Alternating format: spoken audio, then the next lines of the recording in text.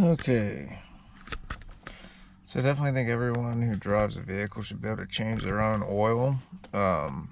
Even if you don't choose to, you should at least know how to.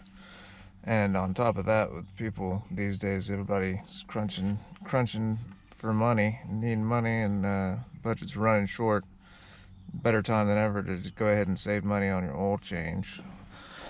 Doesn't take but about, as we can see here, got a jug of Mobil 1. My car uses 0W20, a Mobil 1 extended life oil filter, M1 110A for me. That's what fits a K24 Honda engine.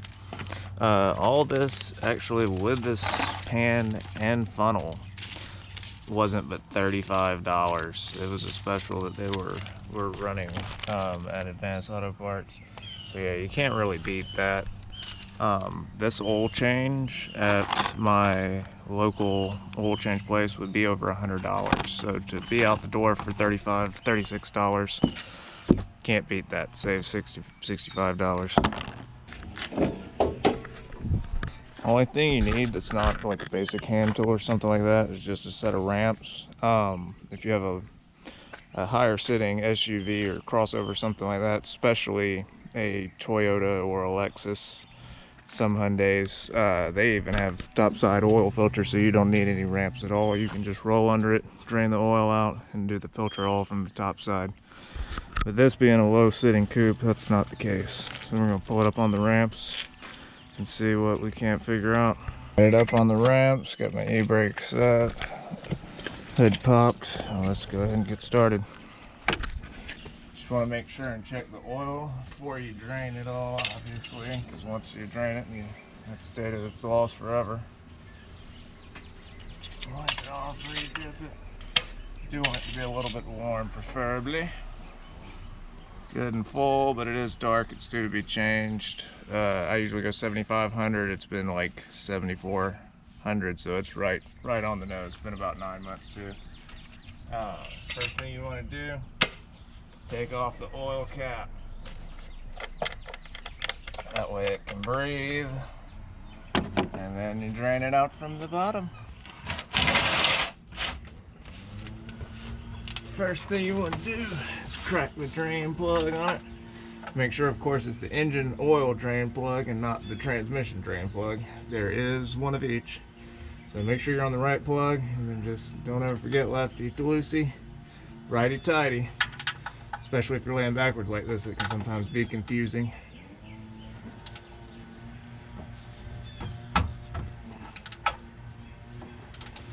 Once you get it cracked loose, get your pan under here. And now, also, when you're doing this, make sure you got the right size ratchet, of course. You don't want to strip the plug out. Also, me personally, I like to crack my filter loose a little bit right before I start letting it drain. That way it's not an oily mess when I go to break my filter loose. Usually I can get it by hand.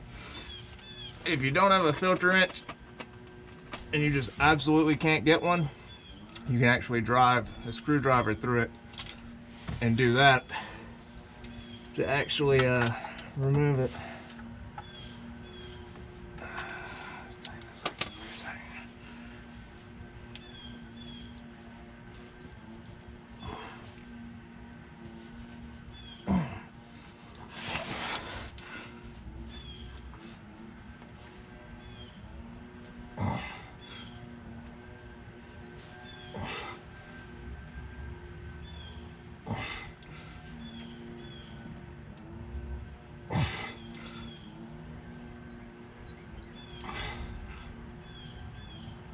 That thing was on there.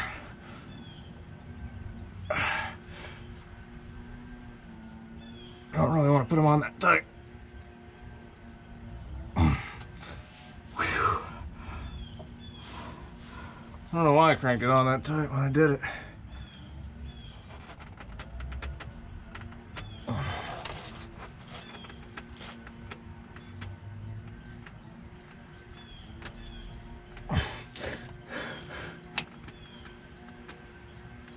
Promise you it is moving. You don't ever want to get them that tight. Don't ever. You just want half a turn once it gets good and tight. You know, it's not a diesel engine. you don't have to worry about it rattling off. But now that I got that broke loose, I can go ahead and drain my oil out now. The drain plug that I loosened earlier. Crack that the rest of the way.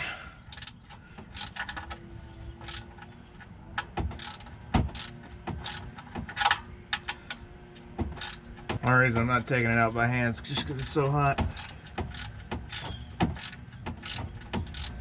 I was driving around not too long before this.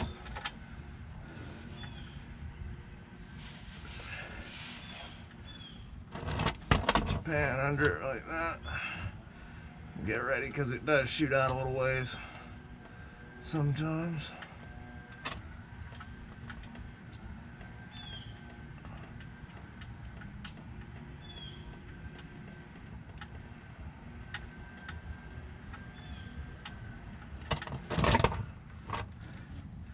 Gotta be ready.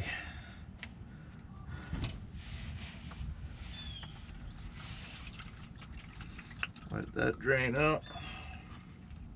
Sounds good. Thank you. Ooh, I'll make sure and keep an eye on it. Do what? Sure.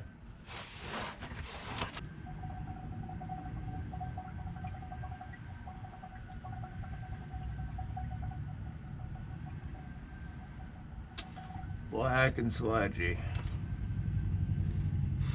I'm gonna make sure and get it all out there. A lot of times too, when you go somewhere to have your oil changed, about 10 years ago I was the manager of one of these places. I'm here to tell you, it's the name of the game is get them in, get them out. So when it slows down to about this much, they'll just go ahead and throw the plug back in there. Which, I mean, you know, yeah, it's not going to cause your motor to break down or anything like that, but if you're paying for an oil change, you deserve to have the oil, all of it, changed. Just my opinion, at least.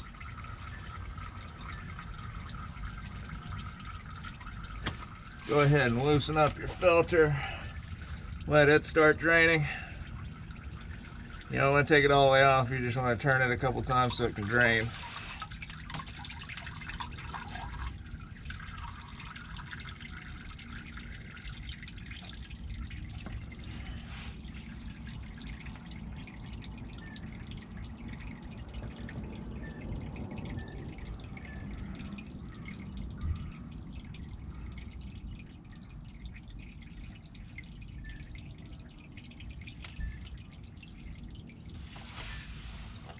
Once it finishes draining, you can take it down a little further. And what I do is I like to take the old one out of the new one out of the box and put it in the box. Keep it filling. So you take your new oil filter. You got to make sure and lubricate this gasket right here. So I just take some of the old oil and run it around there, because you got to make sure and get that gasket, that rubber seal on the brand new filter has to be well lubricated so it'll seal good. So lube that up, set it to the side, set our box right here for our old one, and we can go ahead and spin it on loose.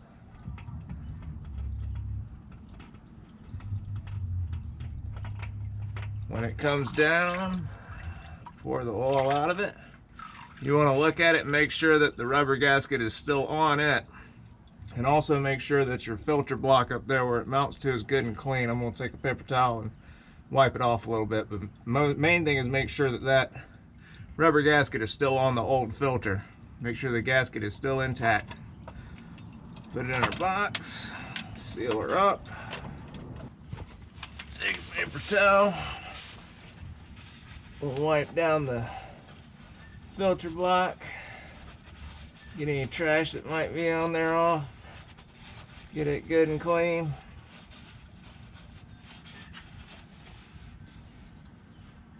And then install our new filter. Make sure not to cross thread it. Make sure you get it on there good and even before you start to twist, and it should just turn right on. It'll go very easily. You don't ever have to force them. If you are having to force it, something's wrong, or you have the wrong filter. You just want to run it down until it's good and snug. And then as you see it's done draining, we can go ahead and replace the gasket that's on there. The good thing to do is replace the whole drain plug, but I don't actually have a new one, so I'm going to reuse this one. And I'm going to reuse the gasket, which is bad, but don't listen to me. Do what I say, not what I do.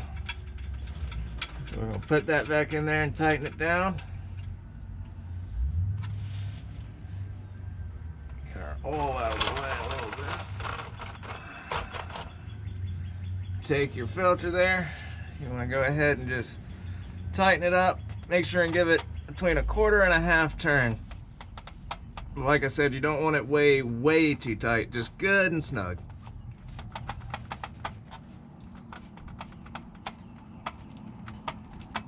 Just good and snug.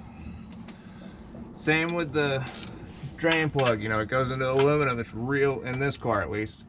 It's very easy to strip it. You just want it good and snug. You know, you don't need to sit here with 2 hands and crank it down or anything. Just take one hand. Oh, watch out, be careful if your hands are slippery like mine. Just take one hand, you know, and torque it down good and strong. And that's all you need. That's all it takes.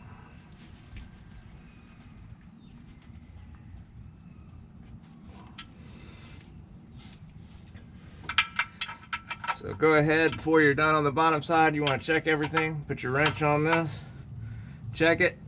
Good. Put your hand on your filter. Check it. Good. Make sure to wipe everything off so you can see if there's any leaks or anything like that. And you're done under here. It's all top side from here on out. Make sure and move your pan back up a little bit so when you back off you don't hit it. And I'm going to show you how to dispose of it without spilling it. Okay, all that's left now is to fill it with oil. Pour in our Mobil 1 020 Advanced Fuel Economy Full Synthetic. This oil is good for 10,000 miles, and the filter's actually, like I said, was good for 15. However, I like to stick to 7,500 mile intervals.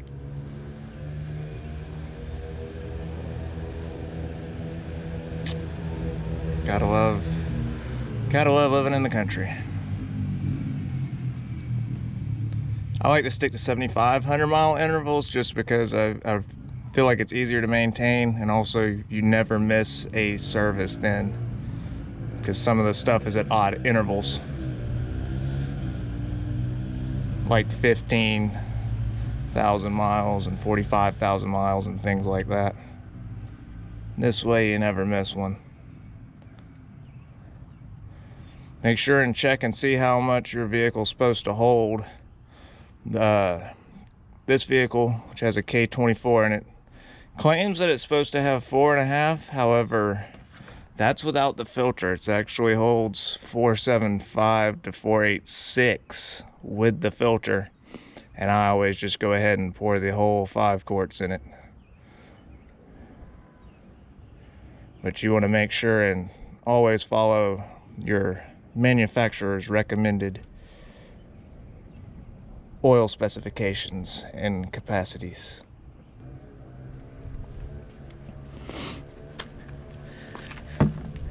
Once you get it good and full of oil, take your funnel out. Make sure and reinstall your engine oil cap. And you want to check your engine oil level. Check it. Make sure it's full. It is. It's about a half quart over, which is what you want to see before you start it up. Replace your engine oil dipstick. Go ahead and fire it up. Make sure all your caps are secured and fire it up.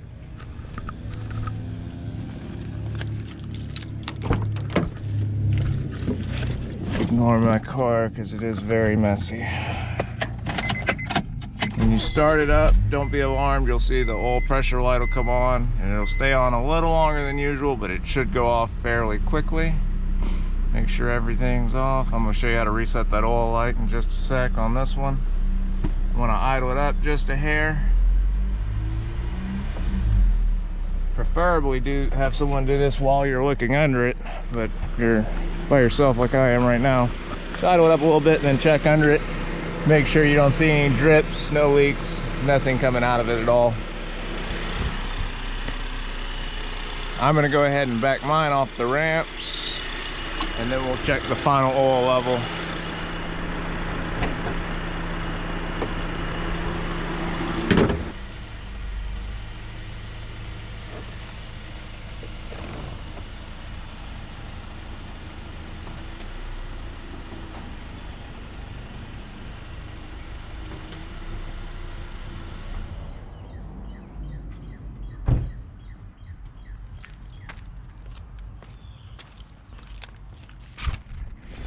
These ramps right here, another thing to remember about these, if you're not on a very flat surface, is make sure and chalk your back wheel with something to keep the vehicle from rolling back on top of the emergency brake. Don't always just rely on the emergency brake. These ramps aren't very expensive. I think these were like $20, maybe $30. They're probably 30 bucks, $30, $45.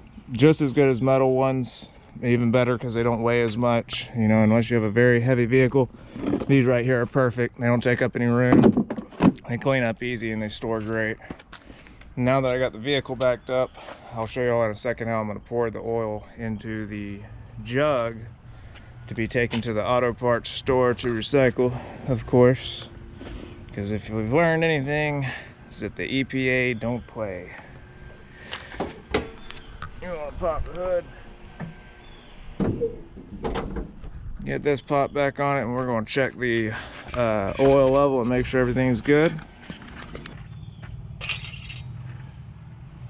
Wipe it off and re-dip it.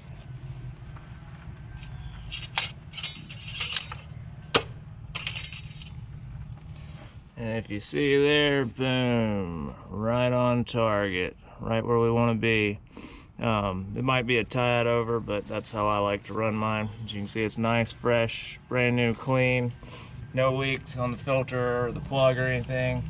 That's all it takes to change your oil. Just saves $65 in 10 to 15 minutes. It really is that easy. Okay, so I'm sure you're wondering, the old oil, what are we gonna do? Well, I am going to pour it in this jug and we'll take it to be recycled. Anywhere like auto part stores, places like that, you can take it for free because they actually get paid for it. But make sure and take it somewhere. Don't just throw it away. Save the environment, because like I said, the EPA, they don't play.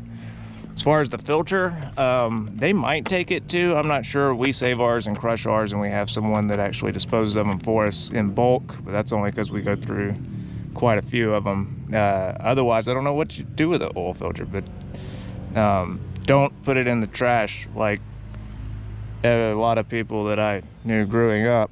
You know, that would be bad, very bad. Just saying, for the record. You want to pour it right on in here, and you want to do it on something like that in case you spill it. That way it doesn't stain your driveway. Slow and easy is the name of the game.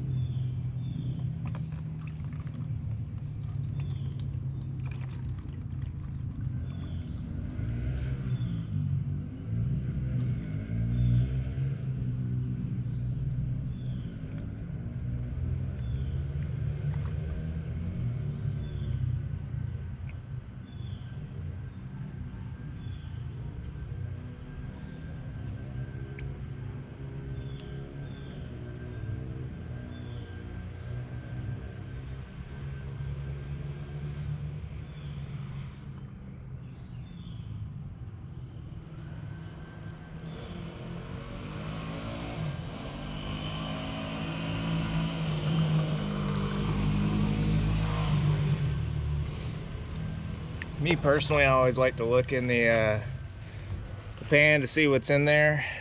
Make sure there's no giant chunks of metal or anything. As you can see, this one, it's got some small trash in it, but nothing major. What you'd expect to see out of a car with, 300,000 miles. It rocks anyways. Normally I don't spill this much, but hey, first time with that pan, and it was hard to get it to pour. That's the excuse I'm gonna use. So now all you gotta do is just put your cap back on here, wipe her down, and take her to the parts store. They'll take it off your hands. So there you have it. 15-minute oil change. Save $65 or more. Good for another 7,500 miles. Now all I have to do is make me a new window sticker. Then let me show you how to reset. It's different for every model. They're very easy to look up. You can just look them up online. But for Hondas, at least this generation, they're all pretty much the same. You just have to press and hold this trip button. Hold that. And eventually it should start to flash.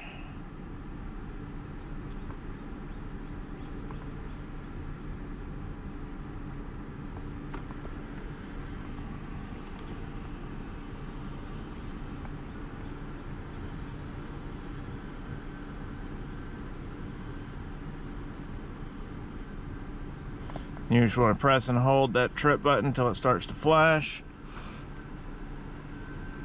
And then press and hold it again. Some of them, like the Toyotas, you press and you hold the trip button while you turn the key forward, but in this one you just press and hold till it blinks. And then press and hold again, it'll go to 0, and bam, the maintenance meter, the oil life has been reset. As you notice, the little yellow wrench up there is gone. All the lights are off now, and it's good to go for another 7,500 miles. I just have to make another sticker. And they actually give you the little thing to make the sticker with too, by the way. All you need is a Sharpie. But that's it. That's how to change the oil in a Honda Accord. Me personally, I like to check all my fluids, you know, check the power steering fluid, check my transmission fluid, everything like that when I do an oil change.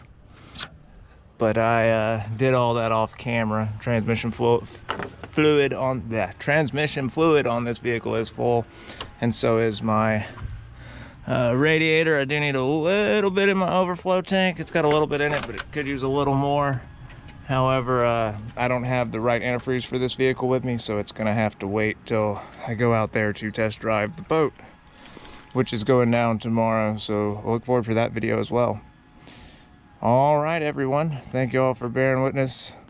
Let me know what you think of the video quality. I did get a new camera, a GoPro Hero 7. So hopefully this one looks a lot better. And then don't forget, you can do it yourself. You don't have to pay someone. All right, y'all take it easy.